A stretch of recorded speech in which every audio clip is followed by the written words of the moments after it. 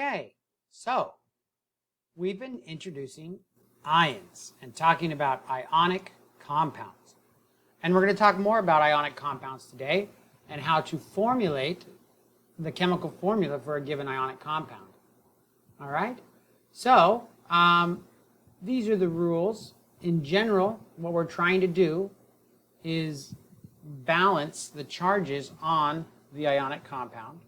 So, for example, if I have a metal, M, we'll call it, with a +2 charge, and I have an anion, or a nonmetal, right, with a -1 charge, if these were going to come together, then I would need 2 of these, because it has just a -1 charge, for every one of those with the +2 charge.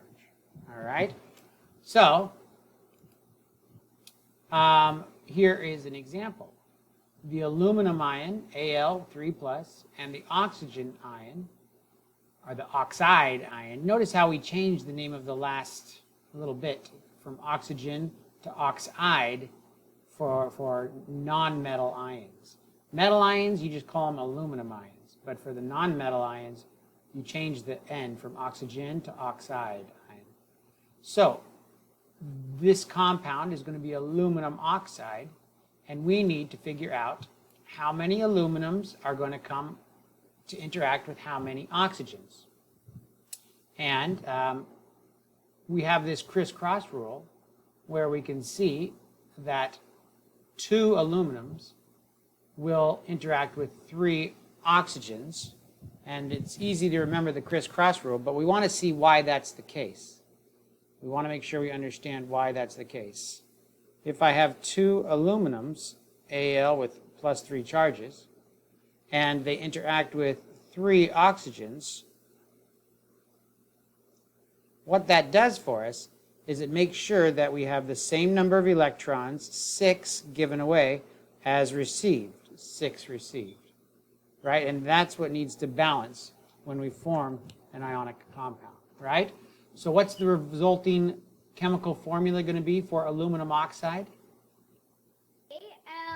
Al2. Al2. O2, O3. Very good. Al2O3. Excellent. Now let's look at this one. A magnesium ion with an oxide ion. What's the resulting chemical compound going to be? The chemical formula. The exact same how it is. Just what? MgO. Very good. MgO. MgO. And we don't say Mg2O2 because for ionic compounds, all we're doing is we're saying the ratio of the atoms. In aluminum to oxygen, it's a 2-to-3 ratio. For magnesium and oxygen, you don't want to say it's a 2-to-2 ratio. It's just a 1-to-1 ratio. Now, for molecular compounds, it's different. For molecular compounds, the compounds are going around in little individual molecules, individual chunks. But for ionic compounds or salts, the compounds always go around, are always kind of like this. You have what we call a 3-dimensional lattice. Did we show this to you before? Yes. So what this is, again, is all of the ions in an ionic compound, in a salt, all of the ions are interacting with lots of other ions. So it's not just one little packet like in a molecular compound. Okay? We also have the opportunity now to learn about new kinds of ions, which are called polyatomic ions. You've heard of the game Monopoly. The term poly means many. So monopoly, or monopoly, means one that has control of many, right? And poly, or polyatomic, means many atom. So polyatomic ions are groups of atoms that come together, but they have a charge. Okay? And what I've given you on the back of your periodic table is a chart of these polyatomic ions. And this isn't all the polyatomic ions, but it's many of the polyatomic ions. And it's the ones that will be, or at least it contains the major ones that we'll use in this class. Can you see that list of polyatomic ions on the back of your periodic table? Yes. All right, excellent. So, tell me, can you find the name of this polyatomic ion, the NH4 plus ion?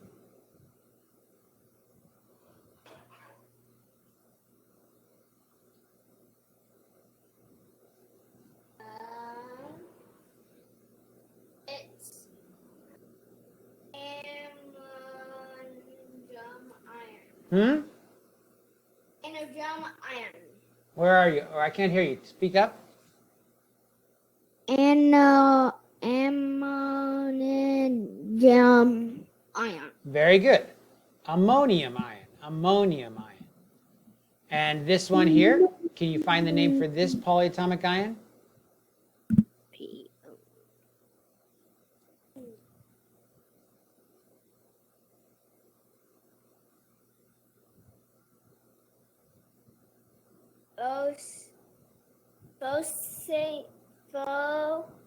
Phosphate ion. Very good. Called the phosphate ion. Very, very good. Excellent job. Now, I want you to use this polyatomic ion chart anytime you come across a polyatomic ion that you don't know the name of. Again, just like some classes want you to memorize the periodic table and all the elements, most classes make you ask you to memorize the polyatomic ion chart. And I want you to memorize the polyatomic ion chart too, but I don't want you to use this chart to just sit here and remember it. I want you to use the chart to remind yourself of the name of the polyatomic ion every time you see one. If you do that every time you see one, then it will be stored in a multi-use memory as opposed to just, yeah, I stored it, I tried to learn it for one day sort of thing. Someone's at the door, Mom. People at the door.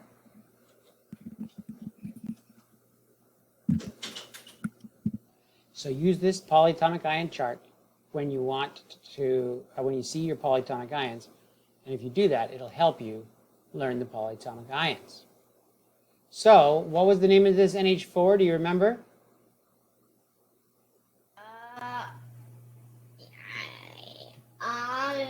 Ion. Ammonium. Very good. Ammonium. Ammonium ion. And what was this one?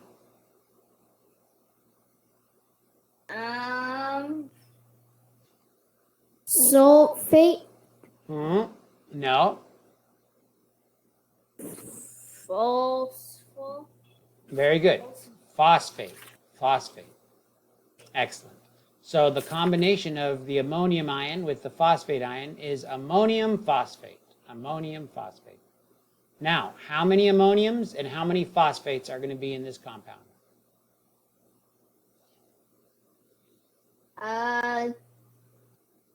3. 3 ammoniums and how many phosphates? 1. 1. Very good. 3 ammoniums and 1 phosphate, just like that, with those parentheses there around the ammonium ion to give you the right compound. Okay, very good. So which of the following is the correct formula for a chemical composed of potassium and oxygen ions? Potassium and oxygen. Well, if you look at your periodic table, can you find potassium? It's under number 11. It's number 19 there. See that? Yeah.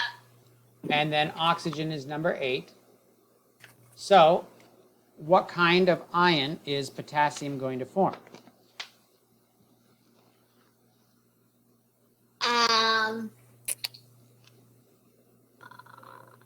Wait. Does it want a minus or add to make one? Well, can you look at the periodic table and tell? It wants the minus one. It wants to lose one. So what kind of an ion is it going to form?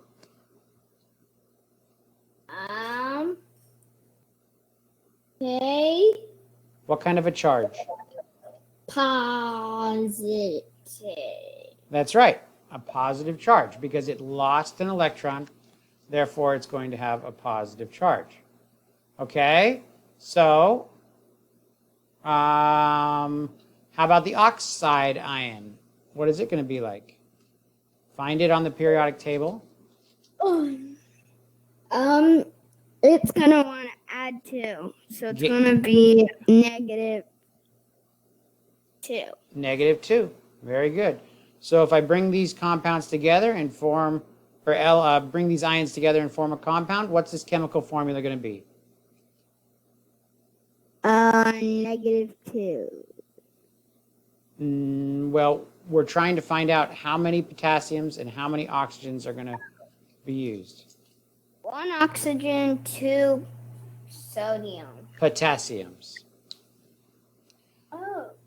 Very good. K2O. So it's C, right? Yep. Okay. Good job.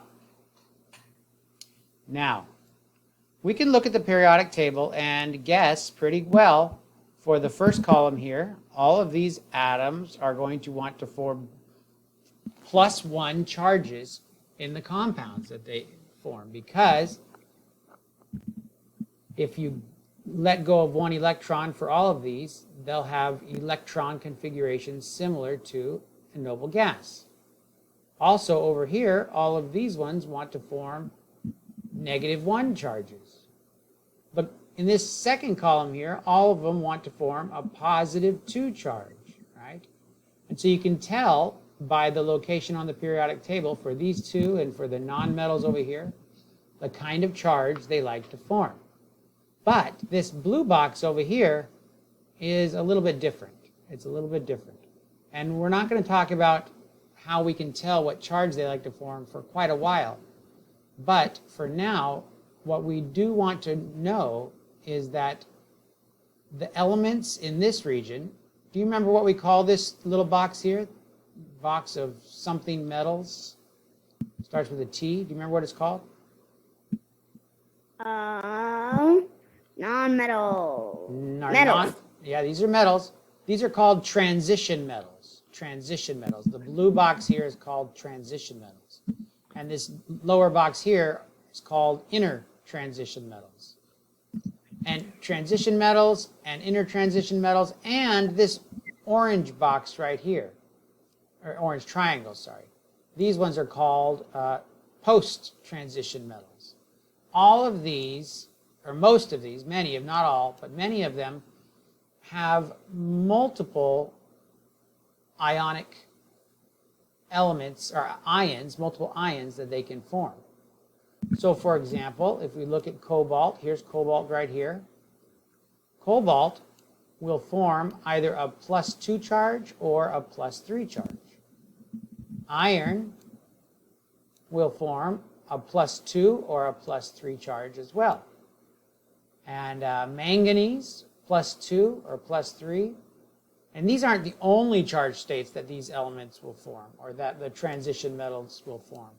So the thing we want to learn from this is that transition metals can form multiple charge states, or can either be plus this value or plus some other value, right? That means they can be different, form different kinds of ions. This column here, the first column, only forms +1. This column only forms +2. Over here at the end, these ones only form -1. Okay? But our transition metals, they can form multiple kinds of compounds. Multiple charge states, our transition metals. Okay. So, which of the following is the correct formula for the compound formed between Fe+3 and the sulfide ion? Sulfide ion. All right, so we got Fe+3, and that's going to come together with the sulfide ion, Fe+3. What does the sulfide ion look like? What's the charge on the sulfide ion?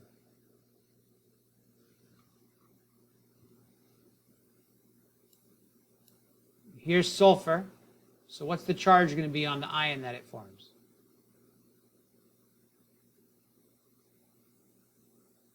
minus positive 2, negative 2. Negative 2, that's right. Speak right into the microphone. Negative 2. So what's the resulting compound going to be? What's the chemical formula going to be?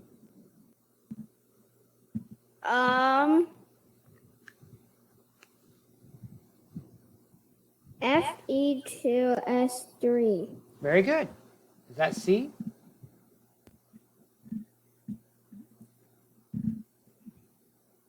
Yeah. That's right. Fe2S3. Very good. So we knew that because we were given the iron ion and the sulfide. We could look on the periodic table and find out. So again, here is our list of polyatomic ions. This isn't a list of every single polyatomic ion out there, but it's a list of the ones that we'll use most often in this class. All right, what do you think about this one? What metal would be a reasonable candidate to replace the X in this ionic compound?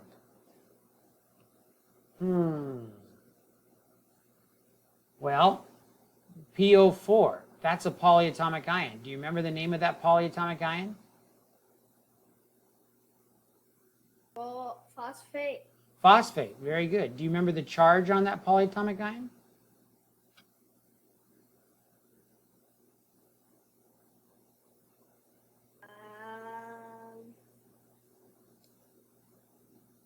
Negative.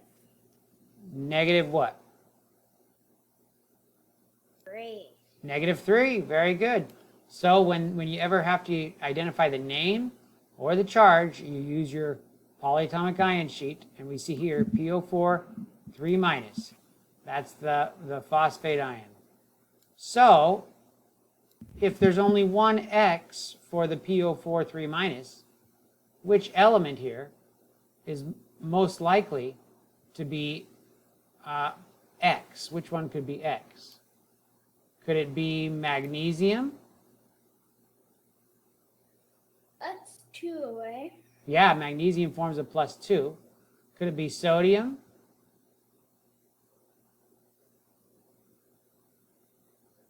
One away. That's 1. Talking to the microphone. Could it be lithium? That's 1. That's 1. What about strontium, Sr? That's 2. That's true. What is scandium?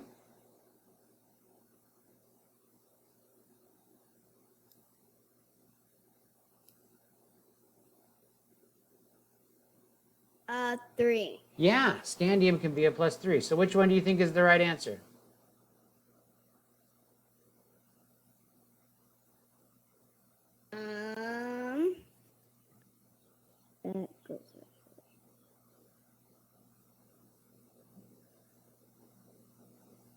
There's only one of them for every phosphate. What's that? What's that for me? The PO4 is the Oh, 4 oxygens? 4 oxygens for every phosphate, and the PO4 right there, see, is the phosphate ion. So that PO4 is the phosphate ion. It has a 3 minus charge. And so apparently the X must have a 3 plus charge, right? Oh, then would be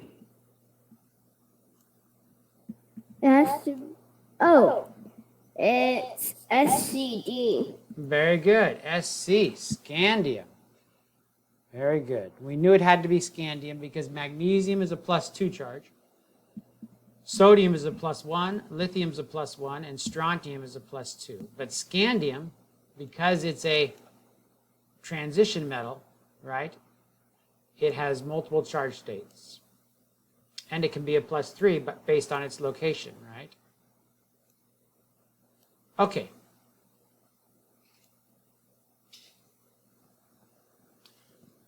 So now we're going to talk about how we name these compounds. If I have an element over here from these first 2 columns, combining with a nonmetal or with a polyatomic ion, then it's really easy to name. You just name the metal and then the other ion. So, for example, this compound here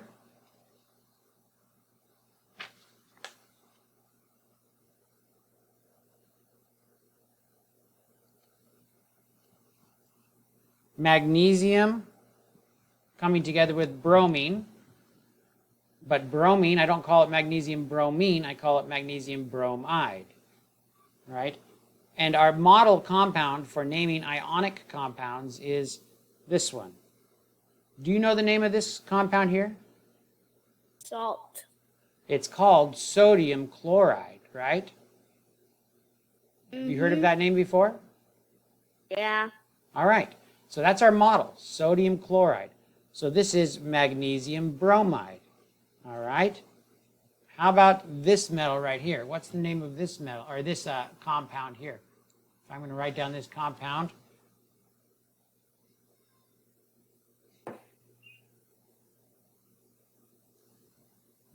K3N. What's the name of that compound? Potassium, nitrogen. Potassium nitride. Nitrogen changes to nitride, right? Like the chlorine changed to chloride in sodium chloride. Potassium nitride.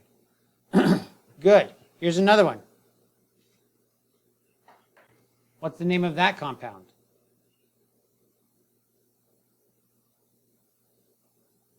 Calcium oxide. Very good. Calcium oxide. Excellent. Okay, here's one now.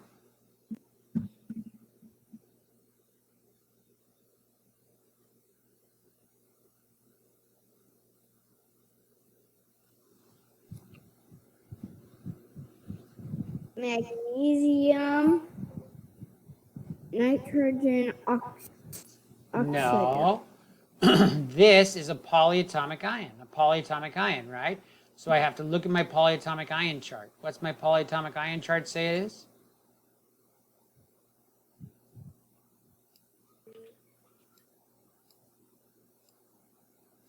Hydrogen oxide ion. Here it is, right here. NO3 with a single minus charge. It's called the nitrate. You see that? So this is magnesium nitrate. Where? Right here. Can you see the nitrate? NO3 minus charge.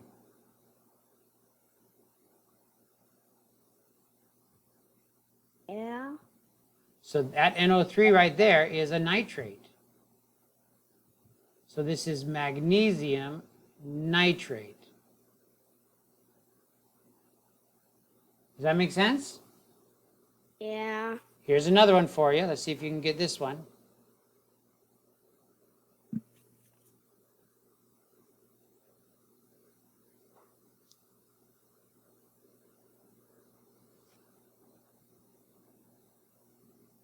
Al, that's aluminum, right? And what's this? What's the OH stand for? What's it say? Hydroxide. Hydroxide. Very good. So what's the name of this compound? Say it into the microphone loud. Hydroxide. Aluminum hydroxide. Aluminum hydroxide. Hydroxide. Okay, very good. Ready for another one?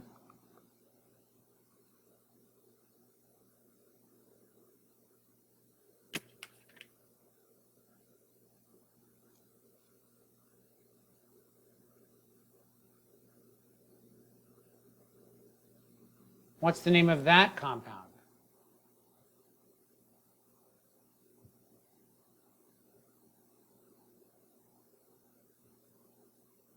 What's Li stand for? It's element number 3.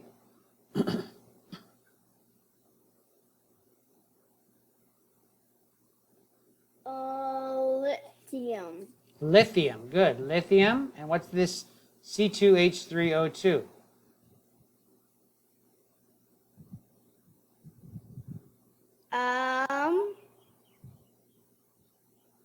Carbon oxide. C2, H3O2 right here, right?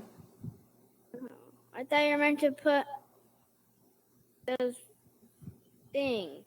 The brackets? Yeah. Well, you don't need to because I only have one of them. See, I only put brackets when I have multiples of them, right? Magnesium has a +2 charge.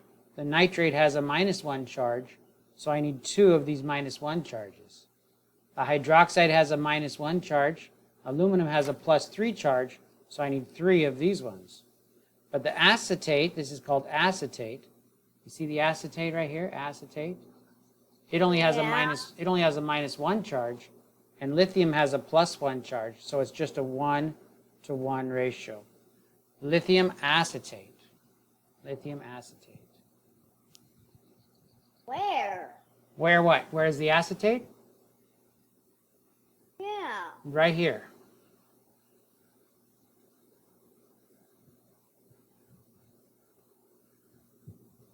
You see it?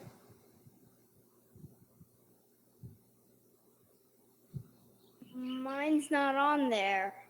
You don't have it on there? C2H3O2 minus? It's under the Mn.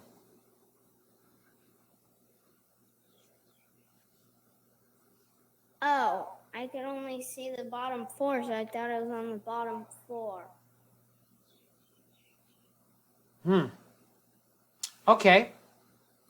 Well, want me to give you another one? No, I have it. I found it. Okay. Okay, good. How about this compound? If I have a sodium ion and it comes together with this thing, PO4 3-, what's the resulting compound going to be if these combine together? And what's its name? Na3 PO4. Very good. That's it, Na3PO4. And what's the name of the compound? Sodium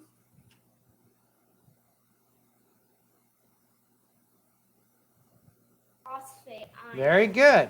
Sodium phosphate. That's the name of it. Sodium phosphate. Okay, wonderful job. So I think that that's where we're going to stop for today, okay? Good job.